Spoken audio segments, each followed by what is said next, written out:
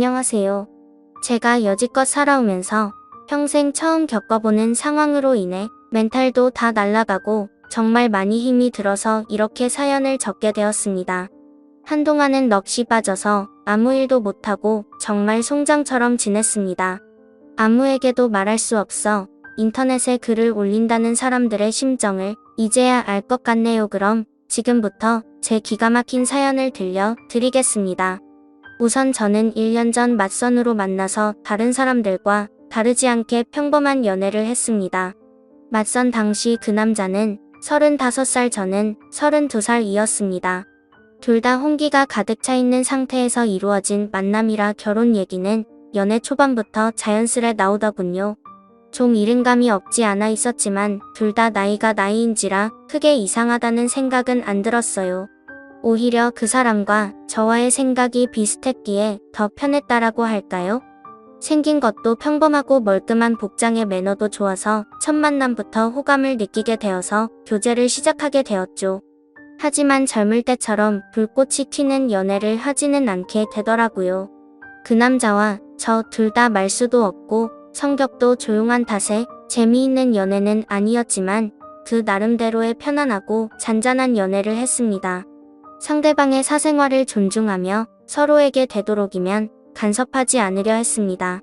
어떻게 보면 이렇게 말이 많지 않은 게 서로에게 더 좋을 수도 있다고 생각도 많이 했었고, 좋은 취지로 사생활을 존중했던 부분들의 결과가 이런 식으로 나타나리란 걸 그때는 미처 몰랐네요. 그 사람에 대해 더 알아야 했고 눈치채야 했던 것을 못 보고 지나간 제 자신이 정말 한심스러웠습니다. 아무튼 큰 다툼 없이 남들처럼 평범하게 연애를 이어왔었고 어느 날처럼 데이트를 하고 있던 하루였어요. 1년 정도의 연애를 하며 결혼에 대한 구체적인 얘기가 나올 때쯤 그 사람이 결혼 준비 시작하기 전 미리 말하고 싶은 게 있다고 했습니다. 저를 만나기 전에 결혼을 하려고 했던 여자가 한 명 있었는데 그분과는 결혼까지 이어지지 못했다고 하더군요. 왜 헤어졌는지 이유가 무척이나 궁금했고 또 이 사람이 굳이 이야기하지 않고 넘어가도 될 텐데 왜 이런 이야기를 나한테 꺼내나. 그저 양심 고백을 하는 것인가? 하는 생각이 들더군요. 나한테 얘기하는 게 양심 고백의 이유 말고 혹시 또 다른 이유가 있는지 물었습니다. 한참을 고민하길래 기다렸습니다. 고민하는 시간에 비해 돌아오는 대답은 짧았습니다.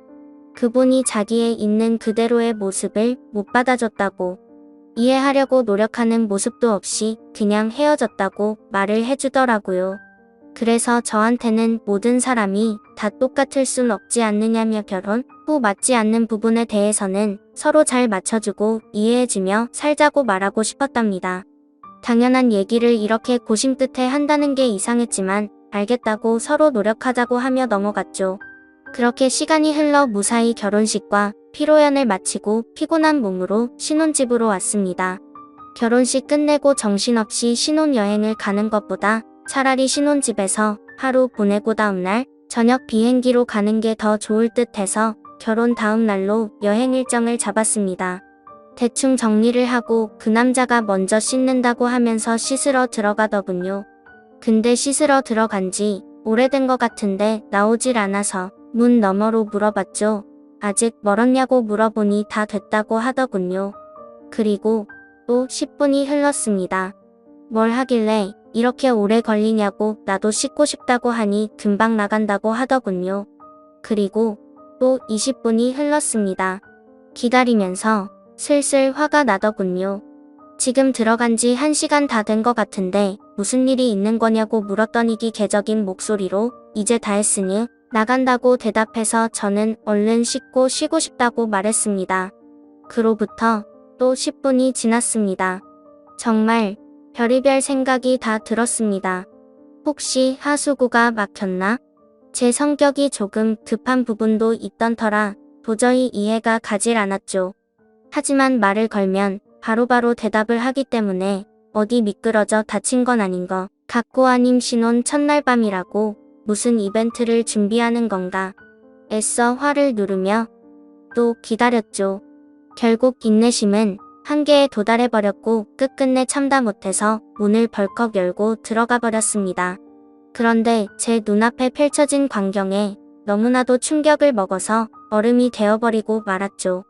그냥 그때 느꼈던 감정을 어떤 말로도 표현할 수가 없을 정도였습니다. 화장실 안으로 들어가 보니까 말로 표현 못할 만큼 이상한 복장을 하고 있었고 한 손에는 어디서 구했는지도 모를 이상한 걸 들고 변기 뚜껑 위에 쪼그리고 앉아있더라고요. 뜨거운 물을 계속 틀어놨는지 안경엔 김까지 서려 있어서 더 충격적이었죠. 솔직히 처음에는 이 상황이 이해가 되지 않아서 한참을 멍하니 서 있었습니다.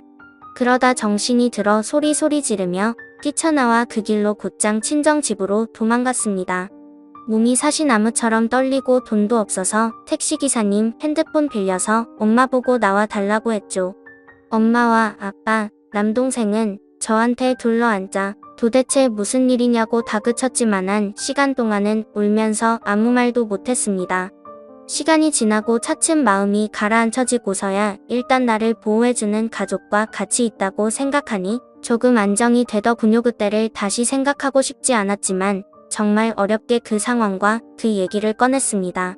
얘기를 듣고 아빠는 바로 그 나쁜 자식의 부모님께 전화해서 상황을 알렸고만은 저를 껴안으며 같이 오시고 아빠랑 남동생이 그 자식 가만두지 않는다고 신혼집에 찾아갔죠. 하지만 혹시라도 무슨 상황이 벌어질까봐 저와 엄마도 뒷자리에 타서 같이 가게 되었습니다. 너무 무서워서 조심스레 문을 열었지만 신혼집에는 아무도 없던 상황이었고 그 집에 제 물건이 있는 것조차도 역겹다고 생각해서 대충 제 집만 챙겨서 다같이 본가로 돌아가게 되었습니다. 막상 집으로 돌아가니 내가 도대체 1년 동안 이런 남자친구를 만난 게 너무 창피하면서도 분하고 부모님을 보기엔 너무 염치가 없단 생각이 들기 시작하더라고요. 결혼을 하기 전에 연애하면서 서로를 다 안다고 생각을 했었는데 그전에는 그 남자의 본성을 숨기고 있었나 봅니다. 아무것도 눈치채지 못한 제 자신이 정말 너무나도 한심합니다. 그 일이 있고 며칠이 지났는데도 아직 연락도 되지 않고 있고 아무런 조치를 취하지 못했네요. 혼인신고는 안 했지만 결혼식까지 올렸는데 말이죠. 정말 인생이 너무 허무하네요. 아무래도 제 인생에 있어서 결혼은 이뤄질 수 없는 꿈만 같은 일인가 봐요. 예전 남자친구도 제가 생각하지도 못한 짓거리로 상처를 주더니 정말 한숨만 나오고 이제는 가족들뿐만 아니라 친구들한테도 도저히 창피해서 당분간 혼자 지내야겠어요. 그리고 축의금이나 이런 것도 어떻게 해야 할지 도저히 감이 서지를 않습니다. 부모님께서는 그냥 놔두라고 말씀하시는데 하루도 채 안 되어서 이혼했다고 하면 사람들이 저를 어떻게 생각할까 싶어서 걱정입니다. 그냥 친척분들은 평생 한 번 오신 거라고 생각하고 주변 지인들과 친구 그리고 회사 직장 동료들한테는 축의금을 돌려주는 게 어떨까 생각하고 있습니다. 솔직히 저도 억울하다면 억울하고 제가 피해자니까 이해를 해주지 않을까 하는 생각인데 여러분들 생각은 어떠신가요? 정말 하루하루가 너무 답답하고 한숨만 늘어가고 이 상황을 빨리 잊고 지냈으면 하는 바람이 가장 클 따름입니다. 오늘까진 충격 속에서 송장처럼 보냈지만 내일은 변호사 만나서 법적으로 어떤 조치를 취할 수 있는지 알아보려 합니다. 제 사연을 읽어주셔서 감사드립니다.